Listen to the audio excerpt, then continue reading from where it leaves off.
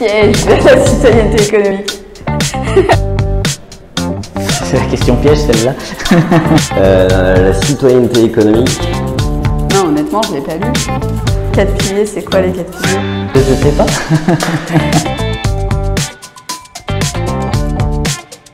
Je suis très contente que vous nous posiez la question, parce que pour nous, c'est vraiment un sujet central dans la coopérative, la répartition des richesses.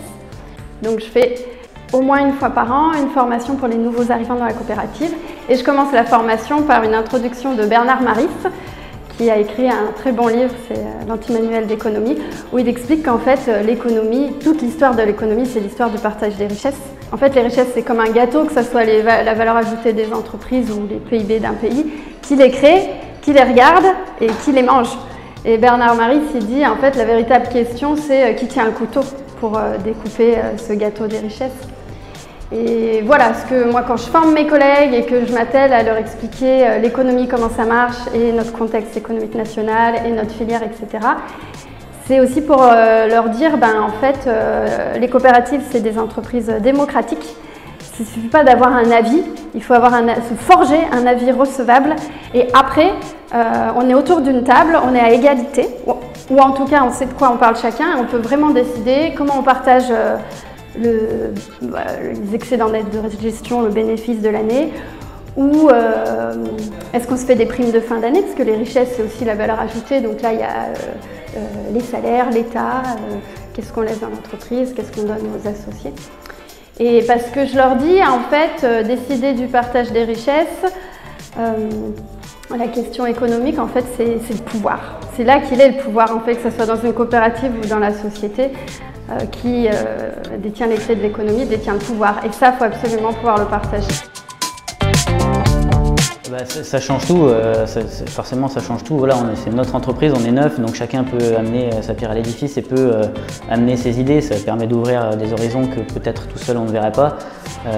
Et voilà, c'est vraiment la démocratie. Moi je suis gérant, donc j'ai ma casquette de gérant au quotidien, on va dire dans le côté technique. Et dès qu'on est en réunion de scope, je prends ma casquette d'associé et voilà, je suis sur le même pied que les autres. Et je trouve que c'est une force incroyable, surtout dans une période comme on est actuellement, qui est un peu compliquée en termes économiques. Toutes les décisions sont prises vraiment en toute transparence. C'est aussi une des bases. Enfin, en tout cas, moi, au niveau de la gestion, en termes de gérant, c'est vraiment mon cheval de bataille. J'essaie vraiment d'être transparent au niveau économique, au niveau financier, au niveau des décisions. Ça ne veut pas dire que je consulte tout le monde pour prendre des décisions, mais ça veut dire que quand je prends une décision, je l'explique, j'essaie de l'expliquer clairement. La démocratie, pour ça, c'est ce qui est notre moteur au quotidien.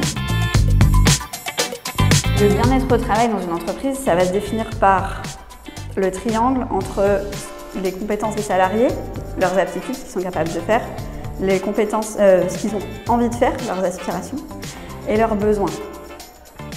Et le tout relié avec la réalité économique de l'entreprise. C'est ça, le bien-être au travail. À partir du moment où on a cet alignement-là, on arrive dans vraiment une situation de bien-être au travail.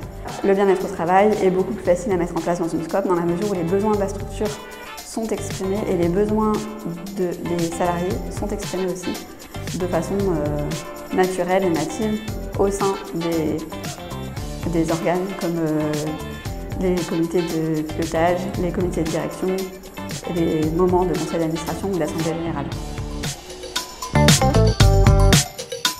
Dans la construction écologique, il n'y a pas que la dimension utiliser d'autres matériaux, il y a aussi travailler un peu différemment. Il y a une mentalité un peu différente que moi je cherchais et que je ne trouvais pas dans le bâtiment traditionnel en fait. On essaye de valoriser un maximum de choses et notamment les copeaux de bois de menuiserie. Et encore grâce à une autre scope de menuisiers qui en fait ont une machine qui fabrique des briques qui compressent les copeaux et qui fait des briques pour le chauffage en fait. Donc voilà, on essaye aussi bien au niveau de la ressource que des déchets d'avoir une démarche un peu cohérente avec nos valeurs et notre activité. Une action notamment au niveau des déchets aussi, par exemple des vis, des choses comme ça, de la quincaillerie qui a déjà servi et dont on ne peut pas forcément se resservir. On en fait don à une association dans notre village qui fait vivre des choses culturelles et donc qui bricole et donc qui cherche de la quincaillerie, des choses comme ça. Donc on essaye de se mettre un peu en relation avec des gens comme ça pour que ça serve, tout simplement. Les sociétaires m'ont demandé à l'époque d'inclure du langage inclusif dans les offres d'emploi. Donc ça a été la manière de traduire notre volonté d'inclure des femmes dans nos recrutements. À partir de ce moment-là, nous avons eu beaucoup de candidatures féminines et des candidatures féminines qui soulignaient le fait d'avoir trouvé cette volonté d'ouverture dans nos offres d'emploi et sur notre site internet. Et à partir de ce moment-là, on a eu des candidatures féminines, si bien qu'aujourd'hui chez H-Gang, il y a plus de femmes que d'hommes. Un autre élément par rapport à ça, ça a été que sur notre grille de salaire, nous avons aligné tous les postes, quels qu'ils soient, sur les mêmes salaires. C'est-à-dire qu'on soit développeur, qu'on soit sur un poste plutôt à composante ressources humaines ou plutôt sur un poste commercial, la grille de salaire est calculée de la même façon.